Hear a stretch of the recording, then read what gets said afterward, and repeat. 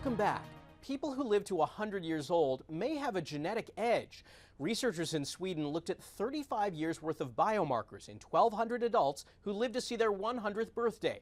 They found that the centenarians were more likely to have lower levels of glucose, creatinine, and uric acid, and had established this metabolic profile by age 65. The study suggests that genetics play a role, but so may lifestyle factors. Health experts are driving home the importance of safety around the house.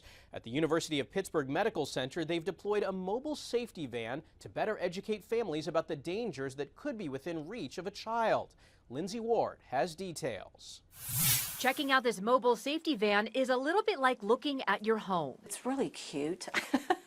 It looks like a little house on wheels. And that's the point. With things you typically see in a house, like stairs and a sink, show how accidents can happen anywhere, at any time. Unfortunately, injury is the leading cause of death and disability for children. Every year, 3.5 million children end up in the emergency room for injuries that happen around the home, and 2,200 die.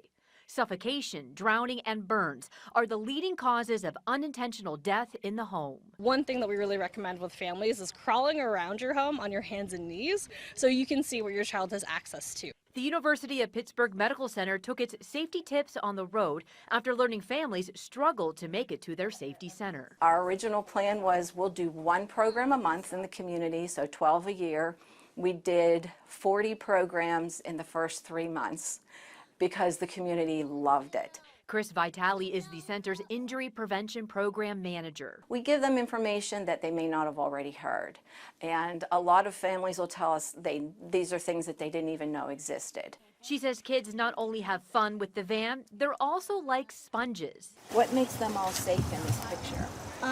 Wearing seatbelts. Yes, you are the best! And a lot of the times become the teacher in the family.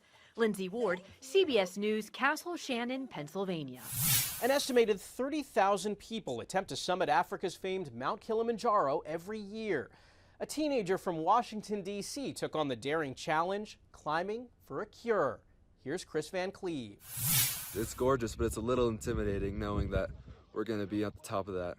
16-year-old Hudson Reynolds had quite the summer adventure, climbing Mount Kilimanjaro, the highest mountain in Africa.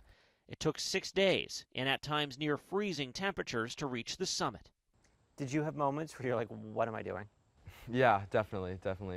But whenever I thought about that, I just thought about my sister, what she's had to go through. It was for his older sister Tia that he climbed those 19,341 feet.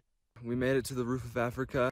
The effort raised $200,000 to battle the little-known disease he's watched her fight every day. It's called PKU and affects about 16,000 Americans. It makes food protein toxic to the brain. I'm really inspired by him, and I love that we are working on this together. Battling the disease is a family affair. Her mother skied across Norway to raise money. Her grandfather biked across America. They've raised millions, helping lead to a breakthrough, a daily shot to manage PKU. What she's had to go through her whole life just doesn't compare to climbing Kilimanjaro, no matter how hard it was. The next mountain they hope to climb is the one leading to a cure.